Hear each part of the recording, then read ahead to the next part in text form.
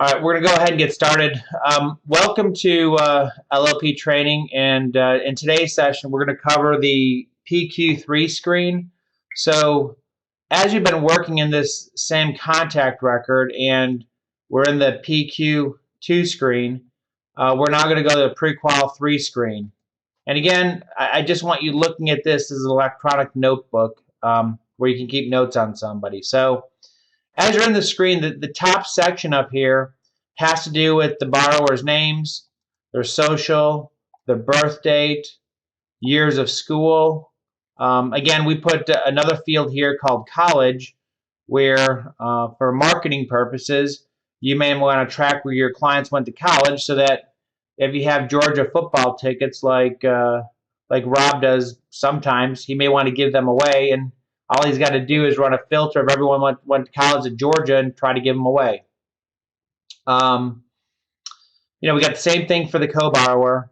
Another important thing that I see some of our people not take full advantage of is actually putting in the client's child's name and the child's birth date.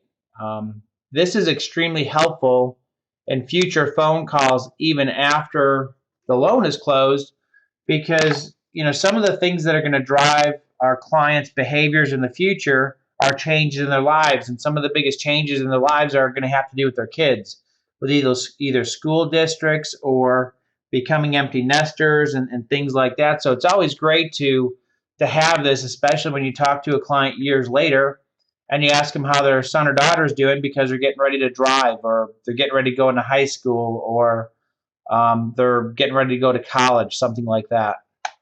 So we put 4 places for names, which 99% of the time covers it. You've got some instances where there's more kids, but it's very rare, and so we've got another field here to fill that in. Typically, one of the things that we do, and again, this is up to you as a loan officer, is most of us are set up with 2 monitors on our desktop. And so when I'm getting to this screen, usually in the other screen, I've got a web browser open where I've got software open to pull a credit report over the web versus going through our front end system, which is Encompass.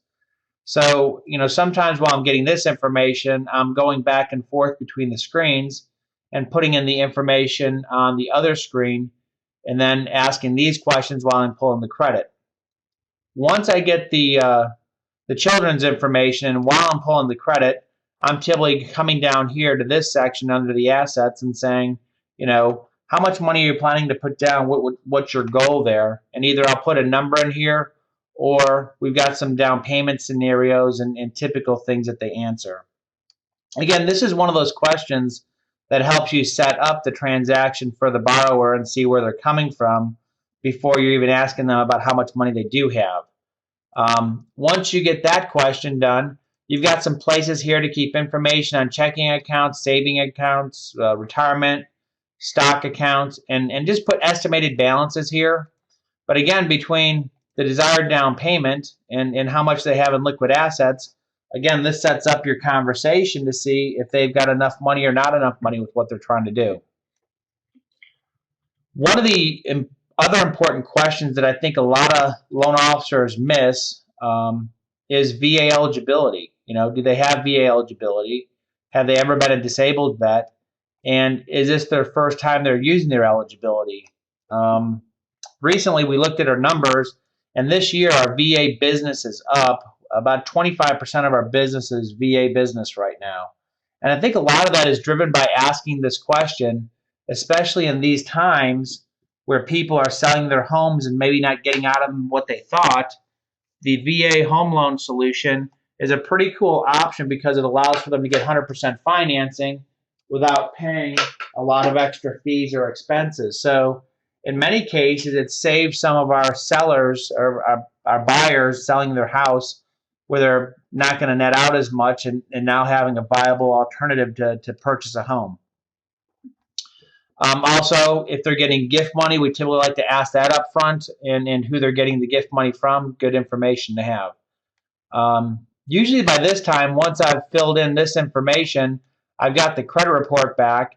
And so I start going through it. And, you know, if there's a bankruptcy, I'm typically going to put what kind of bankruptcy it was, when it was discharged, and the bankruptcy reason.